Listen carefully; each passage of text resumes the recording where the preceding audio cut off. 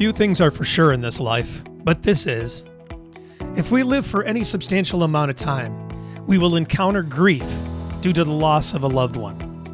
Not something any of us ever want, and we all handle it differently. This podcast is to feature those who have done purposeful and meaningful things through their grief. These people featured on here are normal folks, just like you and me, who were thrust into a place they never wanted to be in their lives. A painful place. As they move through their pain, they realize that something worthwhile, something for the greater good could come out of the unthinkable. I'm sure that none of them would ever consider themselves to be a hero, but when I searched the definition of the word hero, I found this: a person who is admired or idolized for courage, outstanding achievements, or noble qualities. And that fit. And so it's my privilege to bring you the remarkable stories of these heroes in grief. Hi, everyone. This is Tom, your host for the Heroes in Grief podcast, and the response has been incredible so far, and I want to thank you for that. It's getting out to people, and they're letting us know that it's helping them, and that is what it's all about. I want to make you aware of a way that you can support this podcast without having to spend 1 cent, and that is through affiliate marketing. I've set up affiliate marketing for online shopping. If you do online shopping, then I have links to all the major retailers, most of them anyways, and I can provide them for you so that when you buy online through those links, you'll help support the podcast through the percentages that we get. It doesn't cost you anything more. You just shop like you regularly would on the sites that you love. It's very easy. All you have to do is shop. And that's it. Just let me know the links to the places that you want to shop at, and I will provide the affiliate links so that you can do it. If you want more information on this, you can go to heroesandgrief.com. It takes you to the Linktree page where a video explains it in a little more detail. But you can always email me at tom@heroesandgrief.com, and I can answer questions for you. But you can support the podcast that way, and it's very easy, very simple, and it doesn't cost you a cent. Isn't that great? Thank you. Now here's today's episode. I'm here with Bernadette Thompson, and she has a site called tellmeourstory.com. Tellmeourstory.com. It's all spelled out. And she's going to tell us all about her story and tell us her story, and then about the amazing things that she's doing. So I was blown away looking at your site. Now, this is full disclosure. I don't really scour people's things before the show, and but I do look at things. And so when I got to yours, and this is just like a half hour before we went on here, and I'm looking through and I'm like, oh my gosh, like these things keep falling in my lap, all the spiritual side of things and everything that I'm in total relation to. And so it's so amazing. And I'm looking forward to hearing what you got to tell us. So if you wouldn't mind, Bernadette, welcome, first of all, to Heroes in Grief. And I'd love to hear your story and about the amazing things. So it's all yours. Thank you, Tom. It is so nice to be here. And just even, the title of the podcast, Heroes in Grief, we all are heroes in grief because none of us escape it when it comes to anybody's life. We all share in this one thing. And my story is I lost my husband to alcoholism almost 8 years ago. And so his story, my story, began there where he had a beautiful soul, but it's a horrible disease. And it was familial. It came, it was in his family. His dad had it and his brothers had it, but he was the only one that didn't make it. The others had, made it. So that's really where it started, because the grief came before he even passed away. I remember standing I actually have just really written a book and it's coming out soon, but I remember standing in the kitchen when David came to me and he said, I have a problem. And, and began to tell me that he couldn't control the alcohol anymore. And, I remember the feeling in my body, like our lives have just changed, and not knowing how deeply that change was going to be. So that's really where the grief began, just knowing that the life we had imagined. I could already seeing it. There were echoes of what was going on, but we both came from families where I came from a big Irish Catholic family. I'm one of 8 kids, so alcohol in the family. It wasn't abused in my family, but it certainly flowed freely. So, so Yeah, I it know how was, that goes. yeah, yeah. My maiden name is O'Brien, so Uh, it's, um, but so that's where it started. That's where the grief part started. But the how I Excuse managed me for my one moment. I want to talk about this for a second because sure. this is so important. It's similar to, as soon as you said that, I related it to when my mom, she lived to be 95, but about 10 months before she passed, she was diagnosed with old age Alzheimer's. And so she changed at that time. And we were seeing things coming on, of course, but, there was a dramatic change in those last 10 months. And actually, right now, you don't know this, but I perform. I'm an entertainer at care centers, at nursing homes and places like that. So, and I have a background in hospice and everything else. Mhm. So I'm forwarding things to doing groups and speaking places, and that's part of what we've been talking about is dealing with the residents and also the family members in these places on that anticipatory grief part, and that's what Yes. we're talking about here. So, um, is there any expansion you can do on that? Just talking about that a little bit right there, because it's so important for people to realize that they are grieving at that time and that Yes. they're going through a lot of the processes that you go through, and you can, bring in all the elements of help with grief into those times too. And so, Yeah. um, what Well, kind of we things did you go through? Well, I remember that even in that moment, it's very easy to just. David had said we were approaching. I think it was our 26th anniversary at that time when he came to me, and he said, "Let's go away." We were a couple of weeks away. Let's go away for our anniversary, and when I come back, I'll start to get help, and we'll start to. Mhm. And so already I'm in this fear and anticipating. But I was like, okay. So we got ready. We went away, went up to Montreal, and I remember being up there and thinking that okay, things are normal. Like he's acting normal. It's we're going out, we're having drinks with dinner, and that. Um, and so I started to ease and feel that okay, maybe this problem isn't as big. And then I realized he kept reaching into his suitcase. Mm. And I discovered that he had this supply of little bottles of vodka. And I know it's not, but that was the moment that the grief really started to hit, that this was a bigger thing um, than I was able to even imagine. And Pope John Paul II had just passed away, and we were next door to the big cathedral in Montreal. And I'm like, okay, that's where I'm going to go. It's like just so that's where I'm. When we hit that moment that we realize this is bigger than we can handle, I think that's the moment that the grief really starts to come in, the anticipatory part. And David, it was 4.5 years later from that, literally almost from the time he came and told me until he passed away. Mm. And it's all of that, it comes in waves Yeah. where you think it's going to get better. It's like even if someone has cancer or if there's something else significantly going on, you reach those moments where you feel like, oh, okay, we're going okay here. Maybe this is gonna be okay. And then it continues to fall and continues to Yeah, fall. and then you ultimately go to what is the ultimate destination, right? And all those Right. things too. So, yeah. Yeah. Yeah. The And roller coaster. Yeah. it's a huge roller coaster. And part of my story is how I managed that roller coaster. And I had loved ancestry. It was something that I had loved doing, years before. I did it for our family. I did it for other people.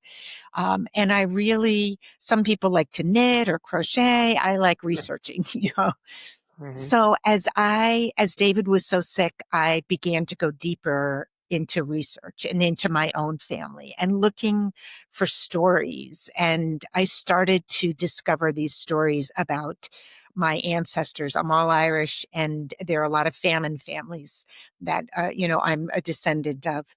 And, I started finding incredible stories of loss and of what happened to them. They were all ended up in New York City, and my grandmother was five of five girls. I discovered they were all in orphanages because their father had died, and all of these amazing things. But what I was discovering too was I saw them later on, and they had left this path of resilience. So there was this, I started to lean on that knowledge that they, they were they were with me, and that there was, we all are who we are today, coming from who we came from. Hmm. And that began my healing journey, was understanding that I wasn't the only one who had experienced this, who had had a very challenging time in their life. And these were my great aunts and my grandmother who I saw begin to come through this. And that's where my healing journey began, and that's where the ancestry first stepped in. Hmm. So that was already taking place before he passed. What is your husband's name? His name was David Thompson. Yeah. David. So Yeah. yes, your coping mechanism started with that ancestry part, right? And while this Yeah. was going on, Well, while and this was then going, and yeah. then you also realized as this was going on the resilience part, right? Yeah. Yeah. Yes. Well, Wow.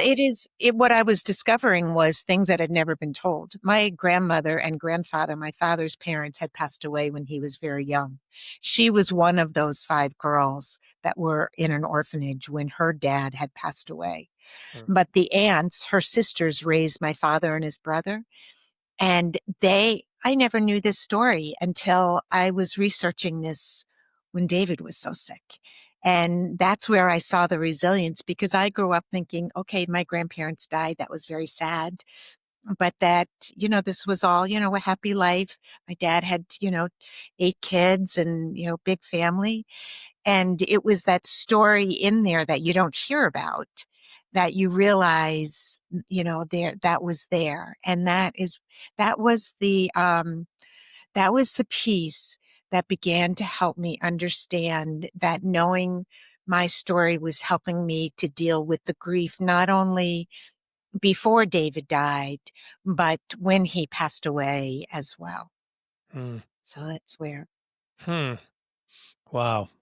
Yeah, that is a great. I love that that this all came out because it's an important element for people to realize because a lot of Mhm. people are experiencing it, and yeah, grief doesn't have to be just for the death, and grief is involved in many things in life, and it's not just death, and it's other losses and things like Yes, that too. So yes, it's yes. important. Yeah. Well, and so there's two parts to my story I want to share with you. One, I was an elder care manager for years, and Hmm. I have a certification in end-of-life doula. And so I fully understand when you talk about how you work with those families, and when you visit with the families, at the anticipatory grief. This came after David passed away. Was trained in trauma because I worked with middle school students for years and years. I have a psych background, Hmm. but it was my own journey through grief that made me want to take that path to, as I learned how to begin to walk through it myself. Mm-hmm. But I also have a very spiritual side to my story, about how I came to not, it is about my ancestors. As I was dealing with this grief, of David's illness, and it is an illness. It's a progressive disease. When you have when someone has someone in the family that has addiction, you tend to like circle the wagons and you try and bring it in because you feel like it's a secret that you shouldn't be sharing. Hmm. And so you isolate. And I had done a lot of that. So my Catholic background, I decided I just needed prayer in my life. And I had actually heard a medium, John Edward, he's an East Coast medium, who talked about how he used the rosary before he would come out and read an audience, because he said it was a meditation. And I happened to see him and hear him tell that story. And I was like, I need to learn how to settle in with all this going on. And so I began to say, so I'm like, I can say the rosary. I remember how to say it, even though I was not a practicing Catholic and am not a practicing Catholic. But there are things that came through that stayed. And I didn't even have a rosary. So I literally started saying it on my fingers.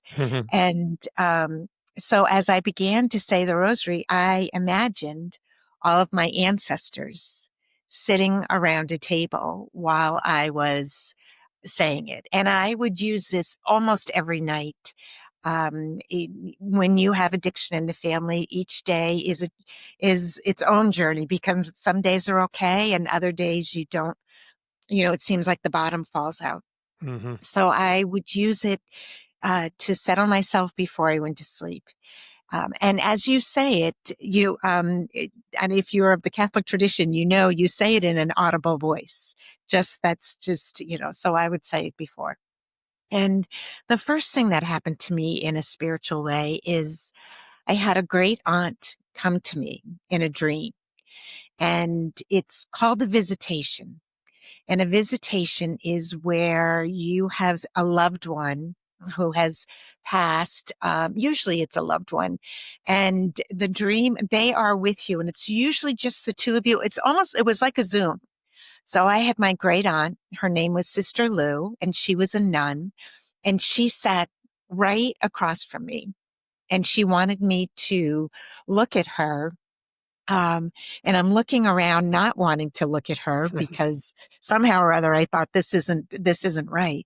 And she held my hands and she made me look right at her.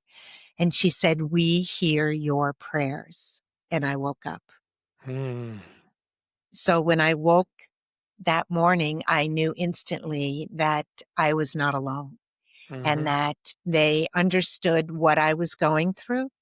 And that was very powerful for me. So that was the first kind of spiritual experience that I had, knowing that I was not alone.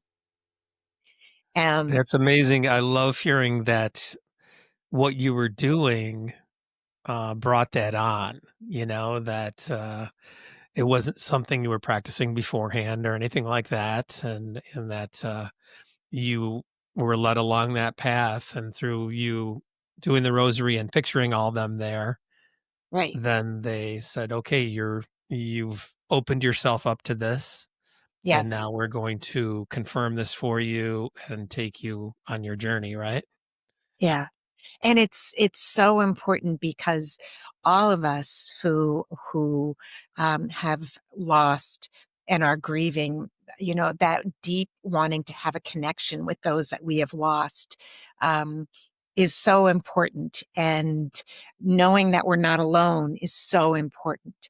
So that was the first thing that happened. But this spiritual, when Sister Lou came to me, it began an awakening for me, and this connection that I had with loved ones and those on the other side began to open more. And so the next experience that I had really didn't come too far after. It was maybe, I don't know, a few weeks or a month after Sister Lou had come to me. I was saying the rosary again in the evening, before I was going to bed, in this little audible voice. You don't say it loud like we're talking, but you say it. And I began to feel this energy come through, and I started saying it in an Irish brogue. And Really? I realized that I had an Irish, I knew it was a grandmother, an Irish grandmother coming through and saying the rosary with me, to let me know that she was there. And it was something that I didn't believe. I thought I was making it up. But there was something about it that the next morning I went and looked at my family tree, and I felt the energy of my great great grandmother on my mother's side come through. I knew it was her. I actually thought it was going to be on my dad's side because I'd just been researching them, but it wasn't. And she came, and every time I said the rosary after that for months, she would come in and say it in an Irish brogue. So, which meant I was saying it in an Irish brogue. Is that a And channeling, actually? yes, it is Yeah. a channeling. It is a channeling. And it is, and I tried to not say it because I was convinced I was making this up.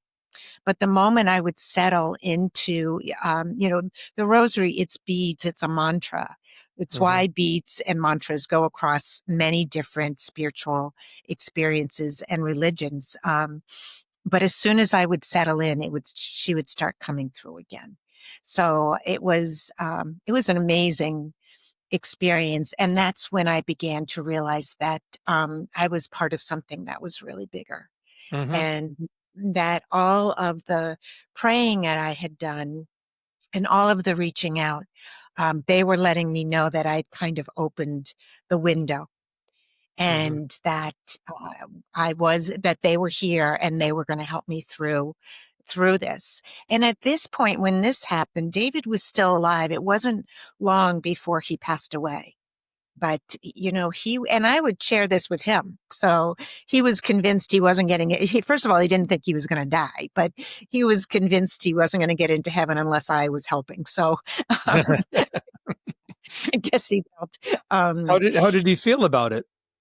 he was in a not sure. He was willing to believe me. So how's that? Like, not really Hmm. willing to believe that this could happen, but willing to believe that I believed it happened, maybe, is what, Hmm. he didn't come from the background that I had come from. So it was, he did come from, he did have a religious upbringing, but it was not, not what I had come from. So, and so when he did pass, everything changed, and I felt this need, and this is a common thing when you have, experienced a loss, is there's this urge to want to change things. And often they say, don't, try and just keep Yeah. things, allow yourself to go through the process. But this is when I decided to leave. I'd been working in a middle school for, I think, like 13 years with kids who are on an alternative team who had grief and trauma, a lot of trauma in their lives. Mm. And that's what I was trained in. And so it was at that time that I decided that working with elders, that I could help them understand and know that, one, there is another side, and not to fear it, and help in a preparatory way, help them to know that, there wasn't, that they were already connected, and that their loved ones who were on the other side would be there to greet them and help them cross when that time came. Hmm. So, and I continued to do ancestry. And the amazing thing was, not only did my ancestors come through, but other people's ancestors began to come through as I would build others' family trees. So this whole David's illness and passing opened up all of this in a way that I could never have imagined. So he played a role. And He did. do you believe in the soul connections that may have been his Yes. role for you in enlightening you and everything? Yes. And Yeah. I believe he left because he knew if he didn't, he was going to take me with him. That he was so sick, Mm. and it was a really, really difficult time. And I was starting. I mean, I never expected that it would happen. I thought for sure he'd be around until his 80s, and I was going to be, and, so there was this, it's such a hard illness that there was this idea that I wasn't ever going to, it was never going to go away. But I Yeah. didn't expect that he would pass, and he passed very quickly. He actually was on his way back to his sponsor from his last rehab was coming to get him, and he was on his going to go back, and he was walking out to the car with him, and he collapsed and died. His heart just stopped. Hmm. So it was very, very sudden when he did pass. Yeah. Wow. So, yeah, I was going to ask you, you did mention you were continuing to do the ancestry because I was going to ask you, were you doing other things to develop the gifts at that point, you Yeah. know? Um, Y- it was what happened were it was kind of the gifts came to me. I wasn't trying to, although I was trying to read everything. As soon as this started happening, and then you just get interested in any kind of book that is talking about connecting with, those on the other side, and so I really got interested in doing that. And I loved doing, it's when I started Tell Me Our Story. And it began because originally I was going to tell the stories of the families that I was working with. That's what I mm. originally was planning on doing. But as this began to open and I understood this connection, it became more of knowing that as I was uncovering the stories of the ancestors, I was helping people heal, and the ancestral healing part of it became known to me or explained to me. Hello, friends. I just wanted to take a brief break here in the podcast to make you aware of a very exciting partnership that Heroes in Grief has just formed, and that is with Get Griefy Magazine. I'm going to let their founder and editor-in-chief, Kara Sanchez, tell you all about it. Hey, Heroes in Grief listeners. Life after loss isn't easy, but it can be colorful and full of possibilities. Meet Get Griefy Magazine, a vibrant resource filled with inspiring stories of life after loss, expert advice, and voices from everyday grievers and thought leaders. Together, they're here to help guide you toward the side of life that's left to be lived fully and authentically. Dive into Get Griefy for free on issue or snag a print copy on Amazon. Connect with us on Instagram at Get Griefy Magazine or visit getgriefymagazine.com to explore, join our thriving small business collective, or discover advertising opportunities. Let's embrace life after loss, boldly and together. And now back to our episode. And that became a bigger part. It is a part of telling the story, but helping people know that their ancestors, what they had been through was passed down, but it also that their ancestors were here to help them heal as mine were. And that as mine had come in. So that's the work that began to happen when I was working with families and doing others' individual trees. And then I continued to awaken. I now have a guide that is with me, but that didn't happen right away. It happened over several years. And then they began to come to me, and I realized that I was opening to this bigger connection. I'm so sorry for the grief you've experienced. Mhm. Thank And you. So have you had connection with David? Oh, yes. Yes. I mean, David came in right away. He came in within 2 weeks. And at that point, my parents had passed away. I did believe in the other side, and I believed in signs, and I had gotten signs from my parents. So, but within 2 weeks, first couple of weeks, I heard nothing. And I thought I would feel him when he crossed, and I hadn't. So I was very surprised. And so those first couple of weeks, nothing. And this one day I took our little dog out for a walk in this wooded area. It's like a trail and beautiful trail.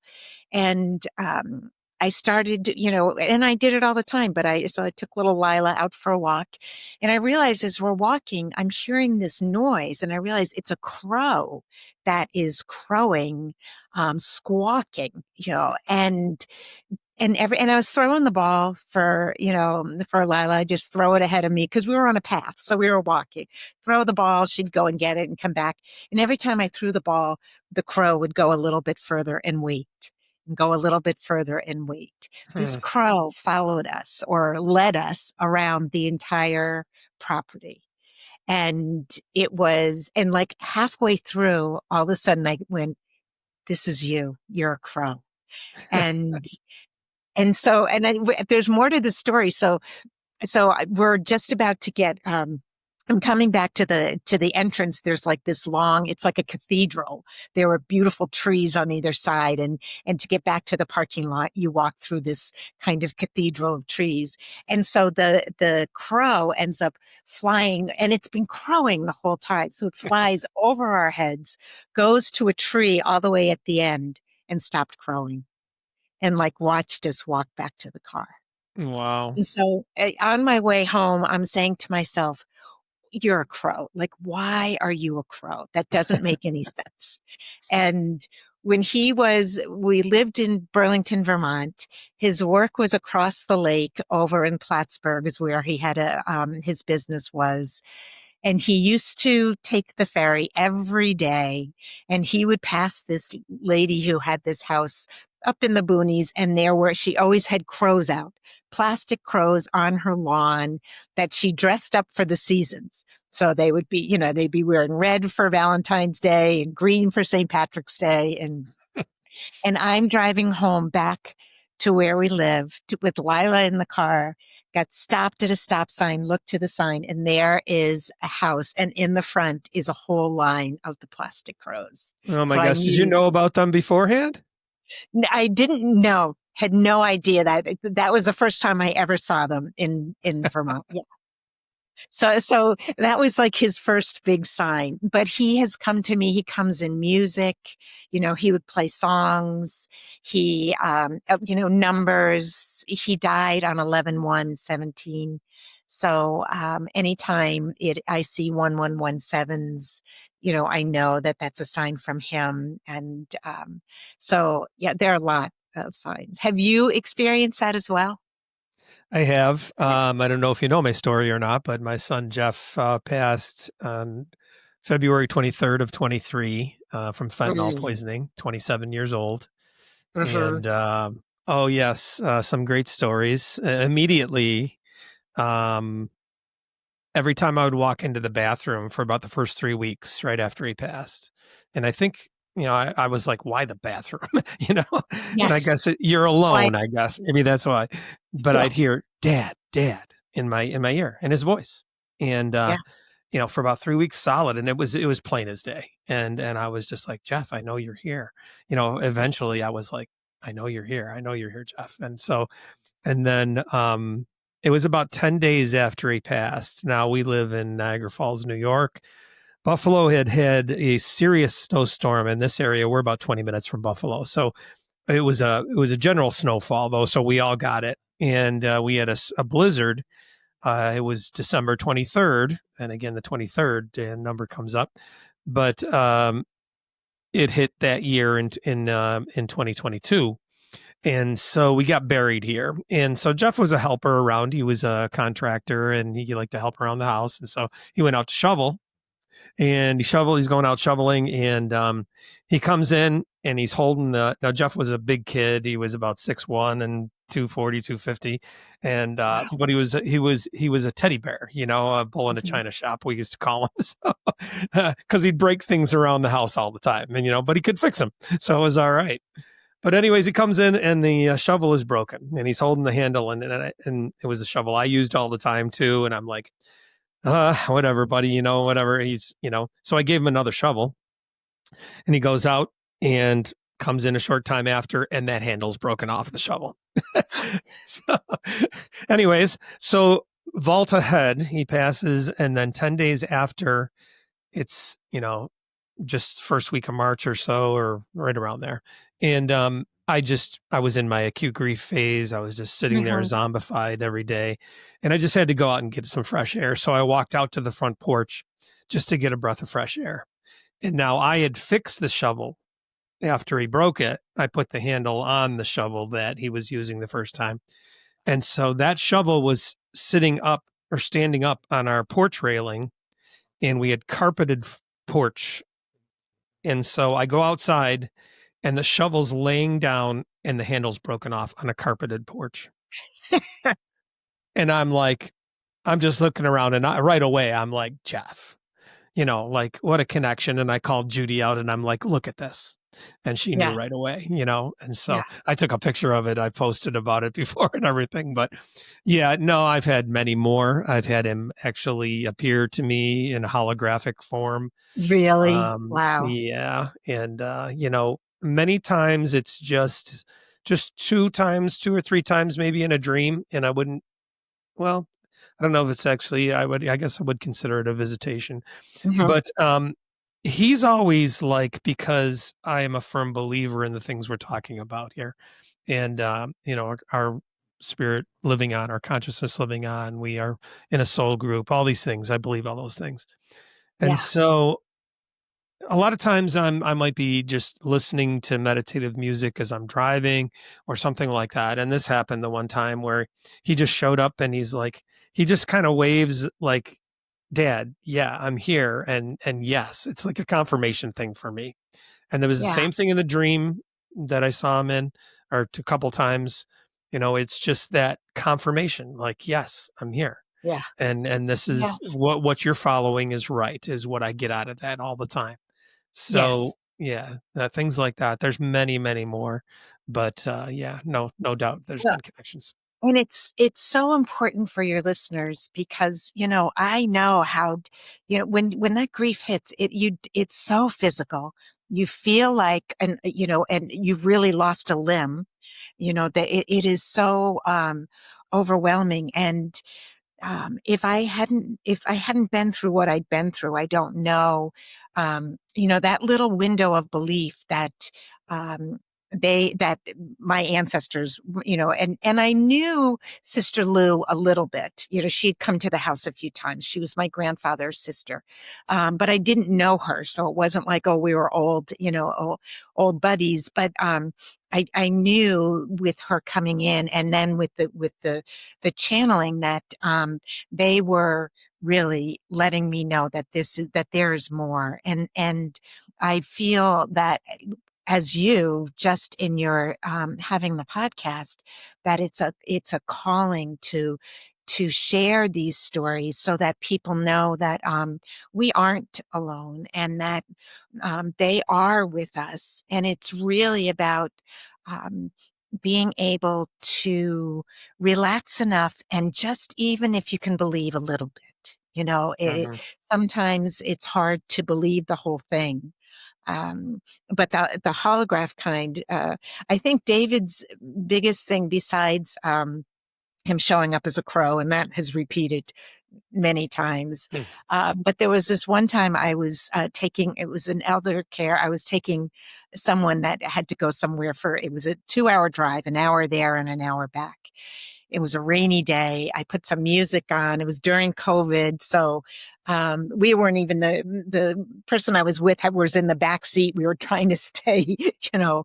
Um, and so I was talking to David and saying, it was a playlist of mine. I'm like, play one of our songs. I'm asking him to play one of our songs while we're going. And it's not playing. It's not playing. There's none of them. And I'm like, really? Can't you, because we were in the car a long time. So all the way there, we had the appointment that we needed to have and all the way back and he's still not playing. And I'm still saying to him, hello, Hmm. And then finally he plays the song that comes on is the one, my least favorite, which is Fat Man in the Bathtub by Little Feat. Hmm. And it was a song he liked and I tolerated. So I was kind of like giving him So we get to, so I drop off the person that I needed to drop off, and now it's time to go to the grocery store. So I've forgotten everything. I'm just headed to the grocery store, and I'm all of a sudden I'm stopped at the light, ready to make the turn into the grocery store, and the car in front of me has the license plate 1117, and Landslide comes on, which was one of Oh, our songs. wow. Awesome. And That is so it great. was, and what was kept coming in my head was, I wasn't going to play that while they were in the car. I wasn't going to do this so it was like, you couldn't, it was amazing when that happened. Yeah. So it was pretty special. So what are you doing with your work now? Tellmeourstory.com is the website. Yes. And I always tell everybody everything's in the show notes if you don't get it while we're talking here. Yeah. But so what do you do there? So tell me our story comes from the point of view of the child asking the parent to tell me our story.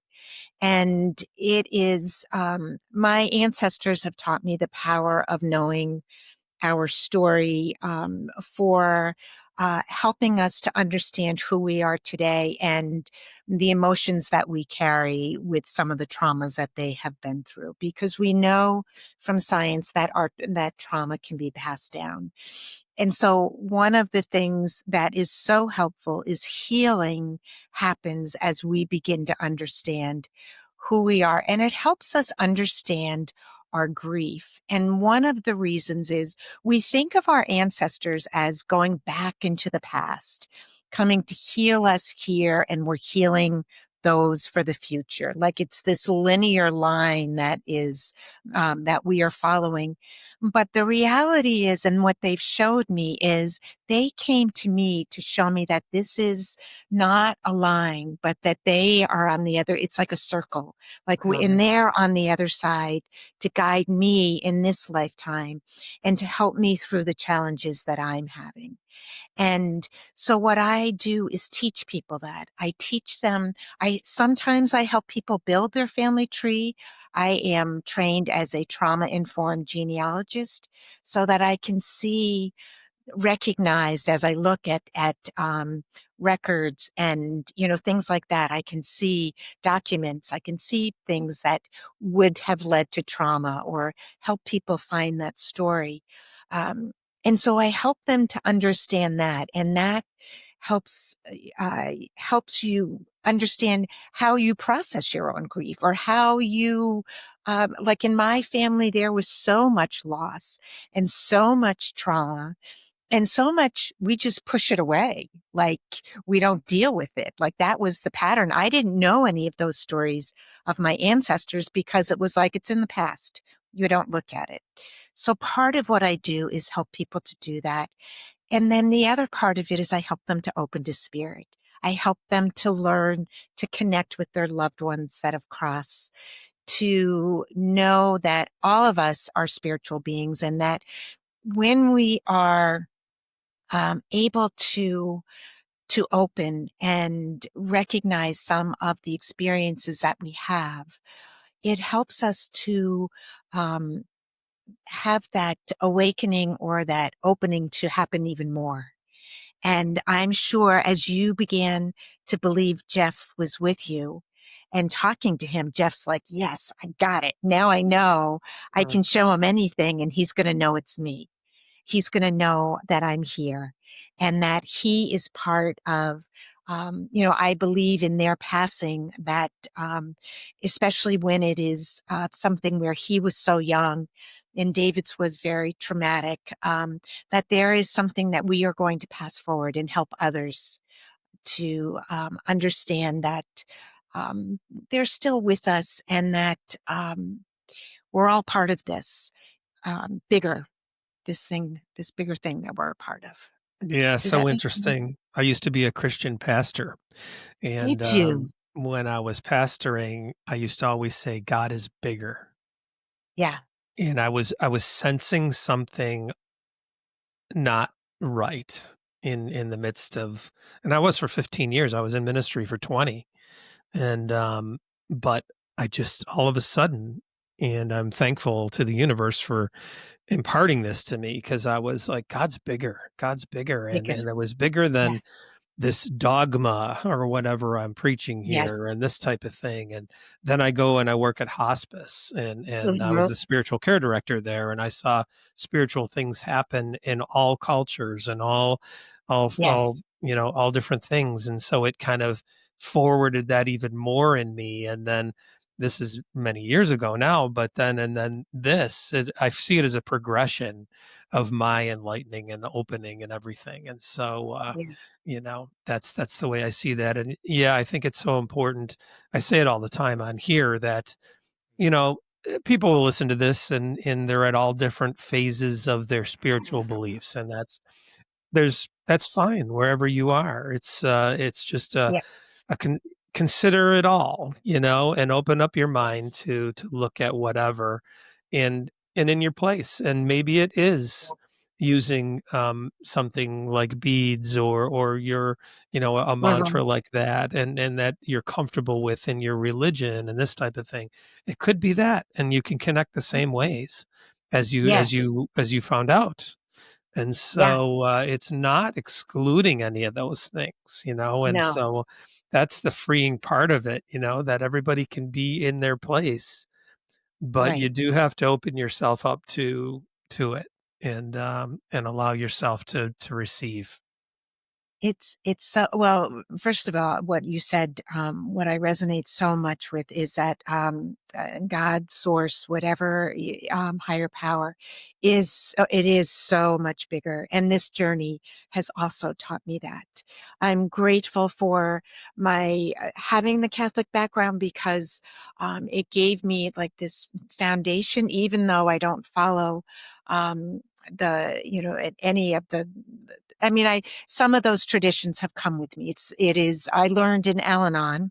I went to Al-Anon for years when David was sick, to take what you like and leave the rest. So that is one of the things I do. And I think you are so right in saying we can open to this experience in so many ways. And I've always wanted to help people. Like, I went out and explored. When this was all happening, I was saying I was reading this book and that book. I was curious. Buddhism, and just where am I going to what it's going to resonate. And so what I have always wanted to do and do with clients sometimes is help them, like, go explore a little bit and take it until it feels like it doesn't feel so good, and then come back. And then, we can, let's start where you're at, and help you to grow in that way, not only to connect with your loved ones, but to understand this bigger part of you that is here and that is helping us all raise our consciousness and connect us all together, and know that we're part of this amazing world and beyond this world. Hmm. It's one of those, Yes. because I struggled, I mean, it didn't, when I left the church. I was a licensed minister in the denomination I was in, but I wasn't ordained. So when I Mhm. left the church from pastoring there, I was really no longer a pastor. And so, but as I went through, 10, 15 years from that time, always thinking about it. I didn't go to church and I didn't do any of that. And I'd think about what I understood from the Bible and these kind of things. And when eventually once in a while, those things would come in, and I'm thinking, not the same kind of conviction and all those things. And so now as I explore this, and I do have some Christian friends who, occasionally come back at me, and they're like, that they give me the texts about, looking at these things as of the devil and all these different things. And so I sat there and thought about that. And I thought, okay, well, if that's the case, then why do all the spiritualist people that I associate with and myself still embrace your being in whatever religion you want to be in? And Mhm. if it was of the devil, then I'd be trying to destroy that and then trying to Yes. change that, or whatever the case is. And it's never Yeah. anything of the sort. That's why I've really just settled in that so much, and allowing people to explore that in their own context. And prayer, we talk about meditation and everybody thinks that's such a strange thing. Prayer is meditation. That's Prayer as is simple meditation. as that. So, it's not as Yeah. strange as everybody thinks, so, Well, yeah. and the whole reason when I was, well, first of all, my crown chakra lit up as you were saying that when you were talking about that. Um, but prayer is, I remember when I started saying the rosary, it was like, I need to pray and I don't know how. Which is, when growing up Catholic, you learn catechism, you learn how to be a good Catholic. And Mhm. that is definitely part of it, but you don't do the spiritual exploration as much as you do, I think, in types of, um, different types of religion. So I was like, well, prayer of St. Francis, I would say, because that was one that I knew that was really helpful for me. But, I started saying the rosary because I wanted to connect, and I started imagining my ancestors sitting around a table so that I would not be making the grocery list, and I would Mhm. not be thinking about, oh, I got to take the dog for a walk, or we're almost out of dog food. I mean, like all of those things. I wanted to be connected, and that helped me. And I think that is one, and it's how I connected with my spirit guide as well. Wanting it, I kept just saying, I know there's more and I'm open, and just kept doing that. And I think that's what is so helpful about what you are doing and what you've experienced and what I have as well. Hmm. We're getting down here. What else in your work people can work obviously with you one-on-one? Is that the only Yes. is that the only way you're doing Yes, it right now? right now it is mostly one-on-one, but it is meeting you where you're at, wherever you are. If you just need to come have a conversation, I have a 30-minute session that people can come and just, either just tell me their story or ask me questions, just to help them understand more about what I do, and whether I can help them.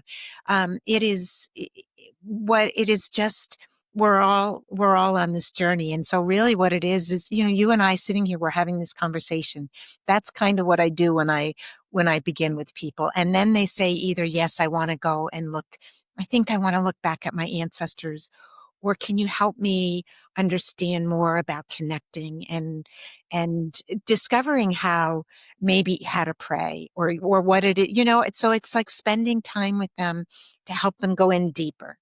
And it is the one thing that my guide says to me is that it is not about reaching out and finding the perfect religion or place or group to be with, but whatever it is, it's about helping you go in deeper, because that's where they are. And that's Mhm. where Jeff is, and that's where David is. They are part of the other side, and they're part of us. That's where we can reach them the most, is when we go in.